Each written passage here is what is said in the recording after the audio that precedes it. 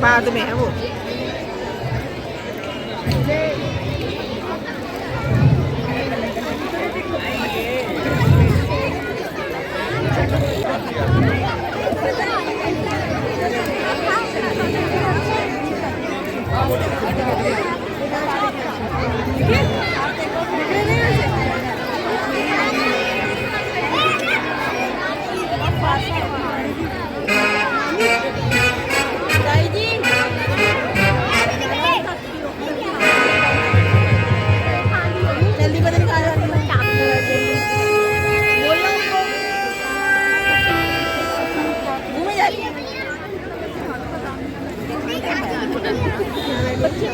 लखन, देखो तो ये नारी कौन है?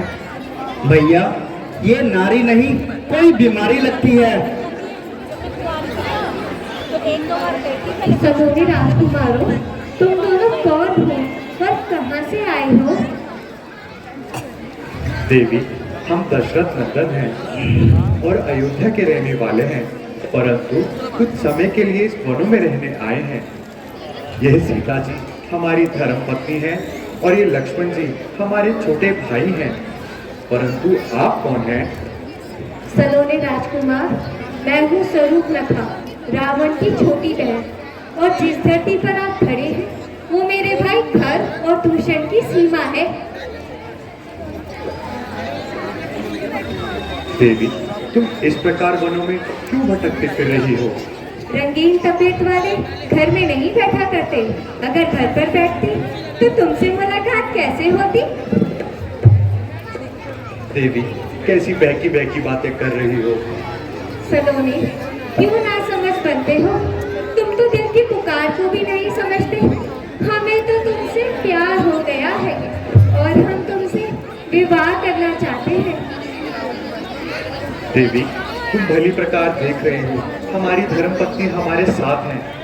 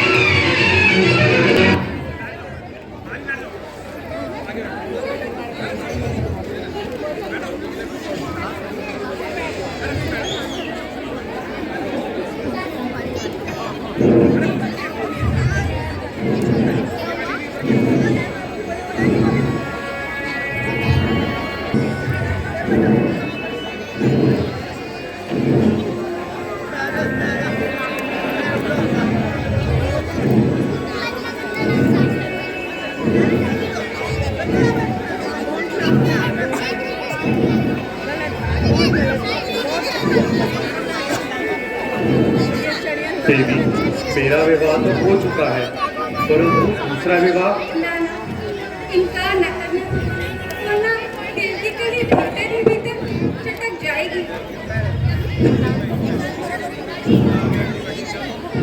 देवी, धर्म पथ से भटकना अच्छा नहीं है। हम आर्य पुरुष हैं, आर्य मर्यादा का खंडन हम नहीं कर सकते। देवी, तुम्हें भी इस बात का ध्यान रखना चाहिए कि नारी पर एक नाम इज्जत नाम का पानी चढ़ा होता है। यदि वह पानी उतर जाए तो नारी की इज्जत पर पानी फिर जाता है।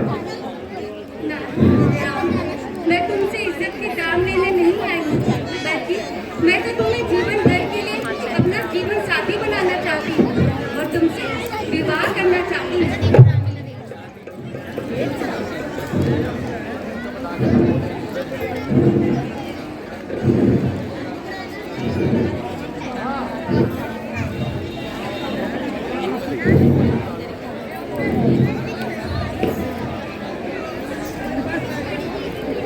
देवी, लड़की के विवाह का अधिकार तो उनके बुजुर्गों तक ही सीमित होता है। सीमा का उल्लंघन करके क्यों अपने कुल को कलंकित करना चाहती हो? क्या करूं, मजबूरी है। दिल को तुमसे प्यार जो हो गया है कि किसी सीमा बीमा की परवाह नहीं करता और न ही किसी कुल की। वह नारी नहीं कहलाती जो अपनी कुल की परवाह नहीं करती। ये तो कोई ज्ञानी ध्यानी दिखाई पड़ता है। ये तो किसी सीमा बीमा के चक्कर में पड़ा हुआ है। इधर अपनी दाल करती नजर नहीं आती, उधर चलाती है अपने प्यार को।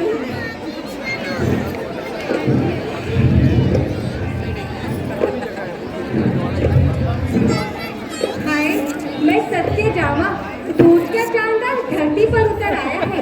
क्यों जी, क्यों तिरछे अंदाज में खड़े हो?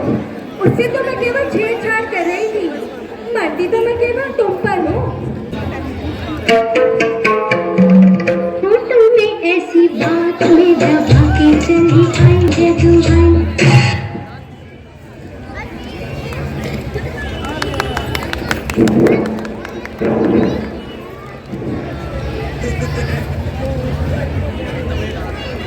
देवी, हम पर जो मरते हैं हम उन्हें जान से मार देते हैं।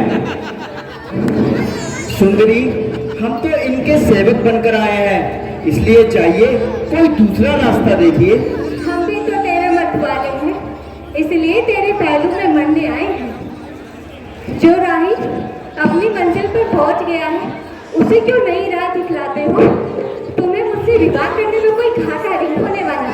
तुम्हें मुझ जैसी नारी ढूंढने से भी नहीं मिल सकती।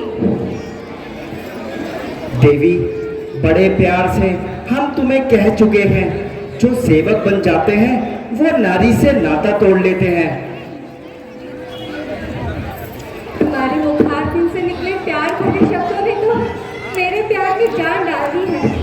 तुम्हें मेरे प्यार की कसम, मेरा दामन प्यार से भर दो। ऐसी बातें करने में तुझे कुछ लाज नहीं आती है? मुख से कहने से पहले पापन तू मर क्यों नहीं जाती है? मर तो मैं तुम्हें देखते ही गई थी, अब तो जीवन दान देने की बात करो। बंद कर बकवास और यहाँ से दफा हो जा। इधर उधर मुंह मारना अच्छा नहीं। नारी रात का तारा, सुबह का हीरा और शबनम की बूंद होती है, जिससे कांटों का कलेश्वर भी मोती की तरह सज जाता है। नारी प्रकृति की बेटी है, इस पर क्रोध न कर तू। इसका हृदय कोमल है, इस पर आघात न कर तू।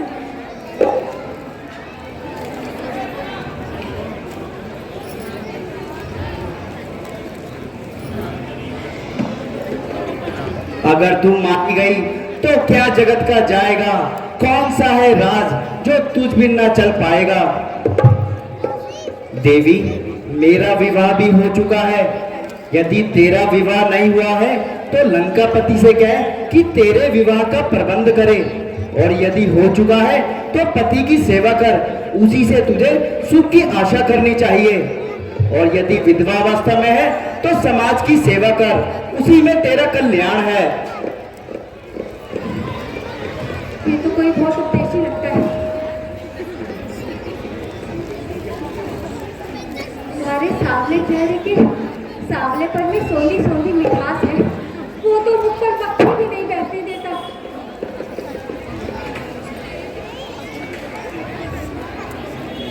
देवी, तुम भली प्रकार देख रही हो, हमारी धर्मपत्नी हमारे साथ हैं, तो ये मैं अनुचित विवाह कैसे कर सकता हूँ? करने को तो दिल चाहिए, राजाओं के यहाँ तो अनेकों रानियां हुआ करती हैं। हाँ हाँ, हुआ करती हैं, परंतु किसी मजबूरी के कारण या मर्यादा की सीमा को तोड़कर वे ऐसा करते हैं। देवी, हम ऐसा कदापि नहीं कर सकते। देवी, हम कुंवारी नहीं वैवाहित हैं, फिर एक नारी व्रत रखते हैं, अपनी को छोड़ अन्य सभी को माँ और बहन समझते हैं।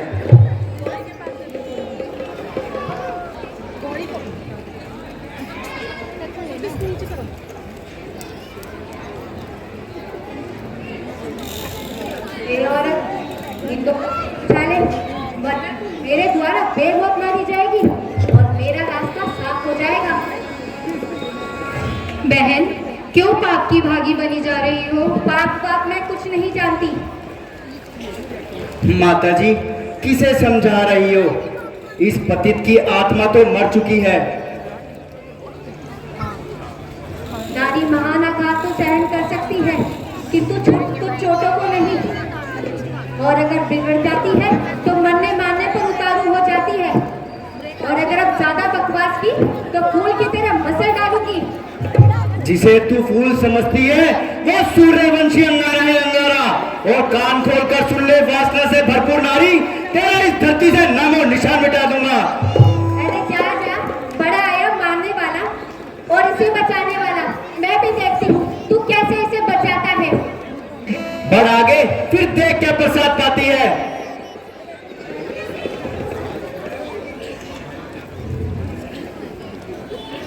जा जा, मैं कुछ नहीं सुनना चाहती। नारी अगर प्रेम में फूल बरसाती है तो गुस्से में जहर भी उगल सकती है। तन से कपड़ा तो पहले ही उतरा हुआ है, अगर ज्यादा बकवास की तो चमड़ी उधेड़ दूंगी।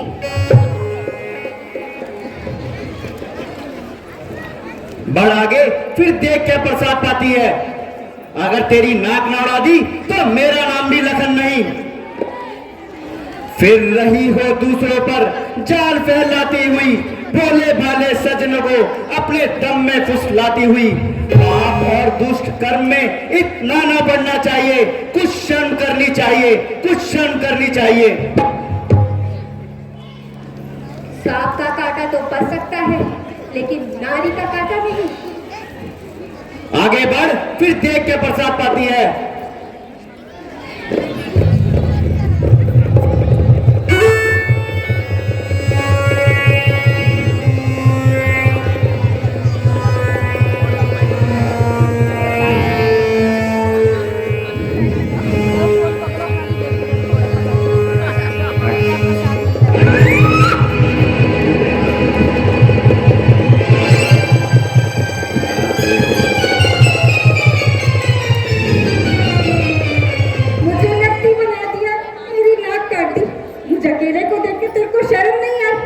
अब मैं देखती हूँ कि तुम मेरे भाई लंकेश्वर से कैसे बचाओगे खुद को।